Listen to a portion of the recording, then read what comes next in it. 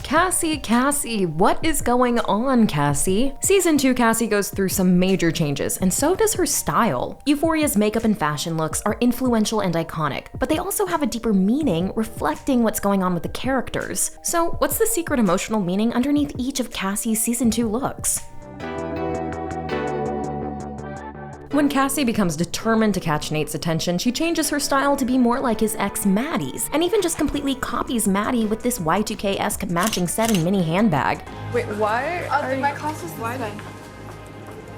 As Vogue writes, matching sets and flashy suits are an easy, impactful shorthand for the queen bee. Think Cher Horowitz or Blair Waldorf, and Maddy's no exception. A set says, I have my life in order, projecting the sometimes obsessive need for control queen bees have. So it's ironic that Cassie tries to adopt Maddy's signature confident look when she's clearly spiraling out of control.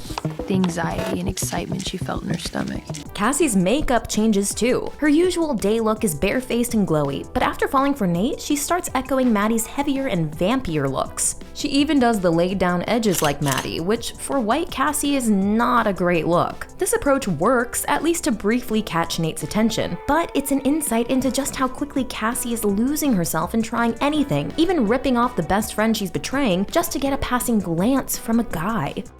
And for those 3 hours she spent getting ready, she only thought about one thing.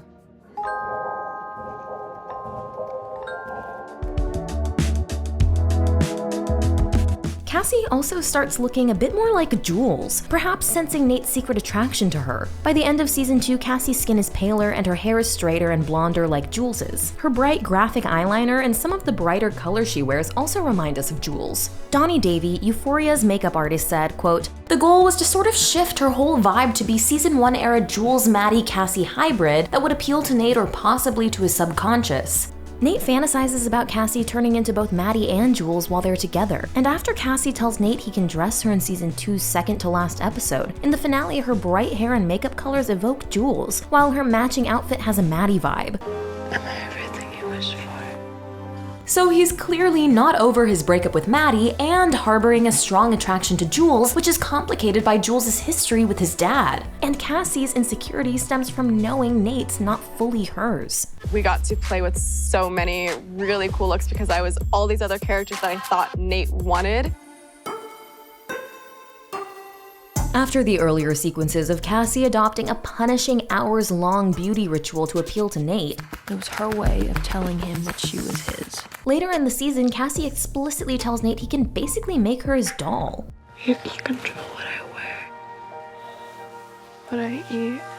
And we get a dreamy, light-sodden scene where Nate is dressing Cassie up. The fantasy is symbolic of their relationship. He makes her into whatever he's craving at the moment. She wants nothing more than to be controlled and possessed by him. Nate likes girls to look feminine and innocent, so we see him tie a baby blue ribbon in Cassie's hair and put her in a dress that, if you look close enough, has pom-poms on it. CBR writes, the dress was a piece from Moschino's 2022 spring collection designed by Jeremy Scott, which received some online backlash when it was released because it appeared to be infantilizing women. The collection was also a take on the 1950s housewife and suburban life, reflecting Nate's fantasy of getting Cassie pregnant, which many fans think she is.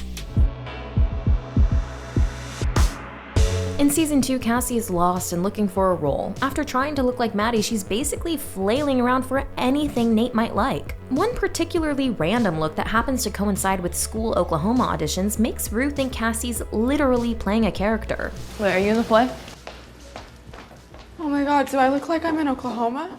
Euphoria's costume director Heidi Bivens said to Vogue, quote, "I think what you see her trying to emulate is what she wishes she was, and so more than a lot of the other characters, I feel like Cassie's clothes are a costume." By the finale, it seems as though there's almost no Cassie left in Cassie. Her hair isn't bouncy anymore and she's deathly pale. She looks, as Donnie Davy put it, unwell. I'm the one who falls in love.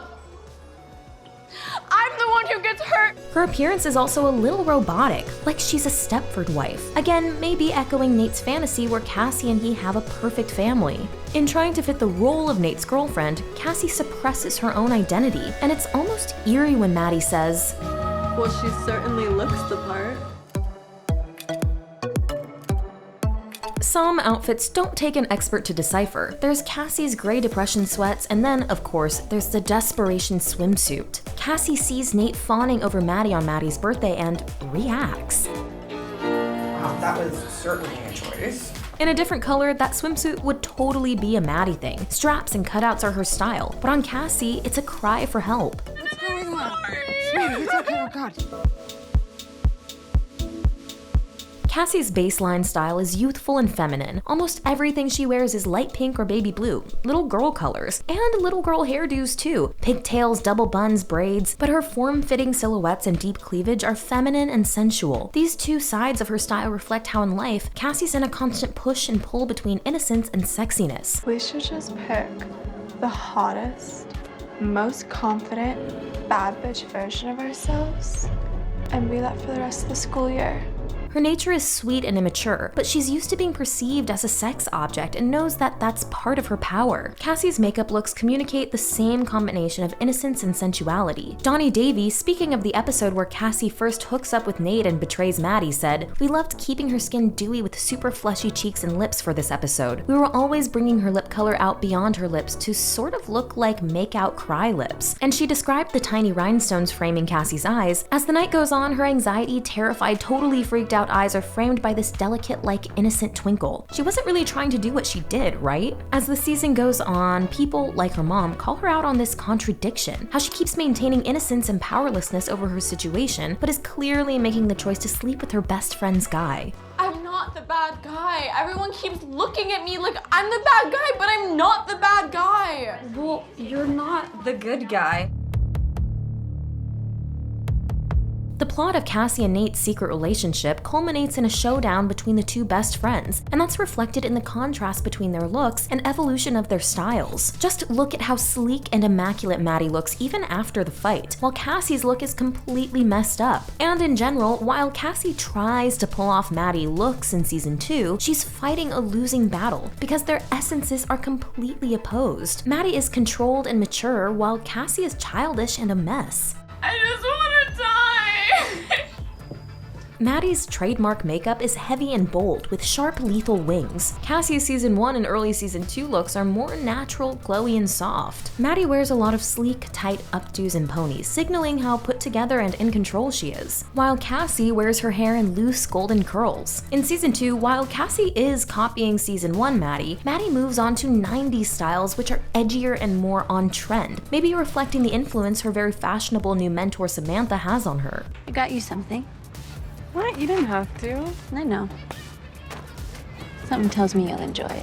When Maddy wears hypersexual clothes, it's almost like it's not even about sex, but about flaunting the confidence it takes to pull off that kind of outfit. But when Cassie wears sexy outfits, perhaps because the shape of her body and the way it looks like it might spill out of her clothes, she ends up looking almost too sexy, or sexier than she had planned, as though her own body isn't quite under her control. So we see that the control Maddy has, and Cassie lacks, extends to how much agency they have over their own image. Cassie spends season 2 pretty much at the whim of her heart's urges, and her costumes and makeup reflect this scattered, disorderly emotional state. Whereas Maddy and other characters are dressing to express themselves, Cassie is just blindly trying everything she can to be loved, but through totally erasing herself, she's not making that possible. Aren't you afraid people are gonna look down on you?